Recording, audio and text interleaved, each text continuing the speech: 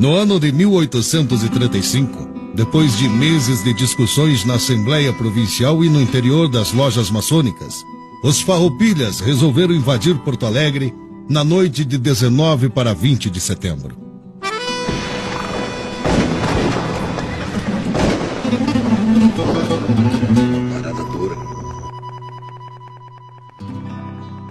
Foram 10 anos de lutas e pelejas onde houve milhares de baixas, tanto das forças revolucionárias quanto das forças imperiais.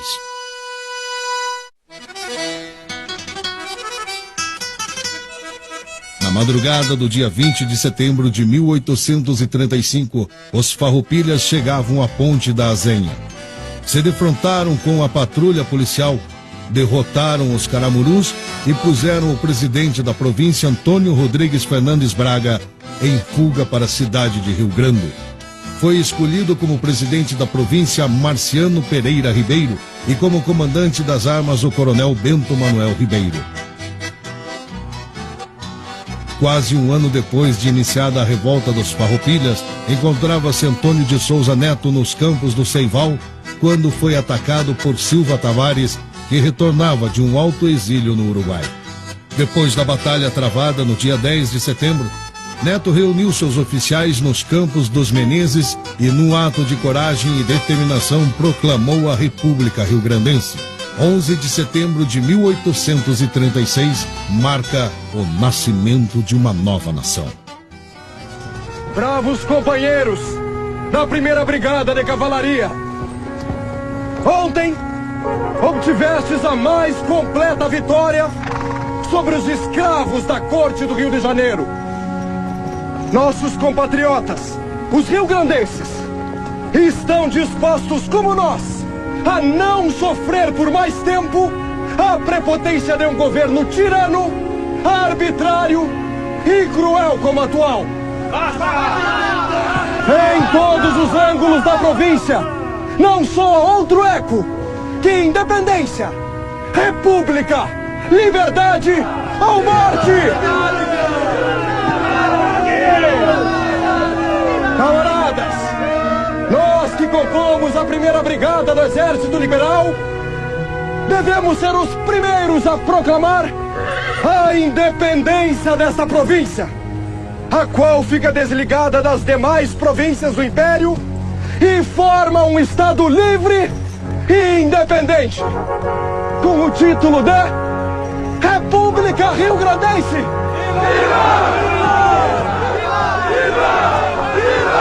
Campo dos Menezes, 11 de setembro de 1836. Assina Coronel Antônio de Souza Neto, comandante da 1ª Brigada de Cavalaria. Bravos camaradas da 1ª Brigada de Cavalaria, gritemos pela primeira vez: Viva a República Rio-Grandense! Viva a República Rio-Grandense! Viva a República Rio-Grandense!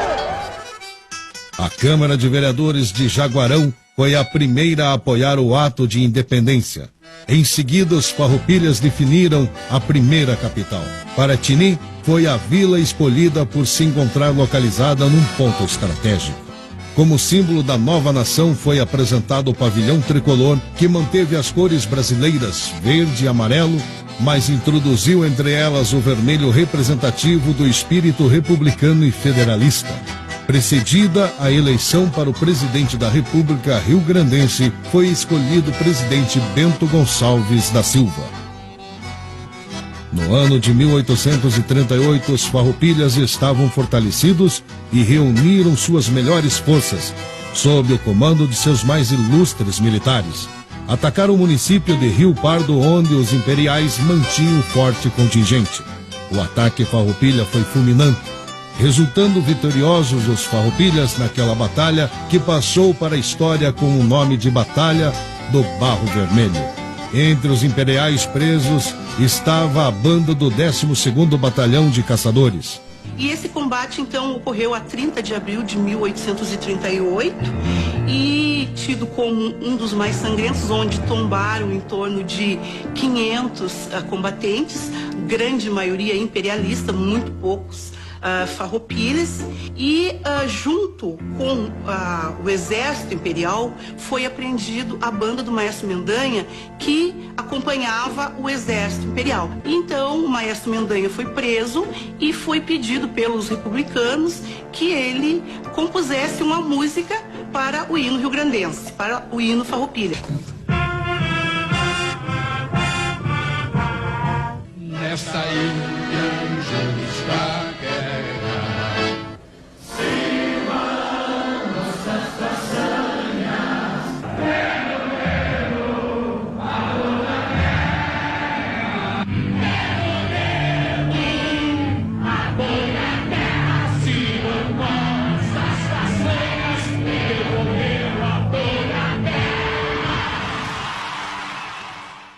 Depois de proclamada a República Rio-Grandense, de escolhidos os seus dirigentes, havia a hercúlea tarefa de organizar a administração.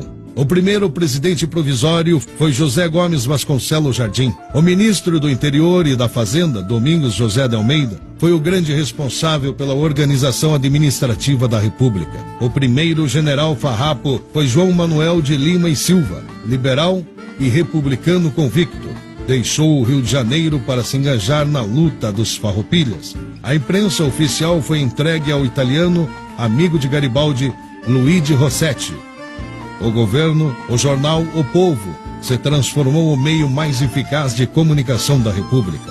Em 1840, os farroupilhas, já dando mostras de enfraquecimento militar, mas cada vez mais firmes nas tentativas de emplacar a República, transferiram a capital para o município de Alegrete.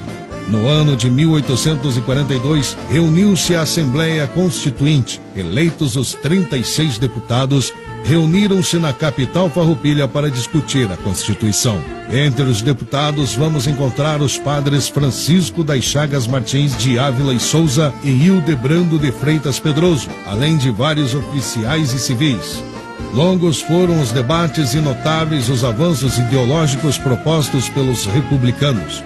Para a época, eles elaboraram uma das constituições mais avançadas. Depois de quase 10 anos de luta, acordaram com os imperiais os itens da pacificação. Os artífices do acordo foram José Gomes de Vasconcelos Jardim, Bento Gonçalves Antônio Vicente da Fontoura, Padre Francisco das Chagas, cabendo a David Canabarro, que comandava o exército farroupilha, e a Luiz Alves de Lima e Silva, o Duque de Caxias, presidente da província e comandante do exército imperial, assinar o tratado. Chega ao fim a mais longa e dura revolução já ocorrida em terras brasileiras.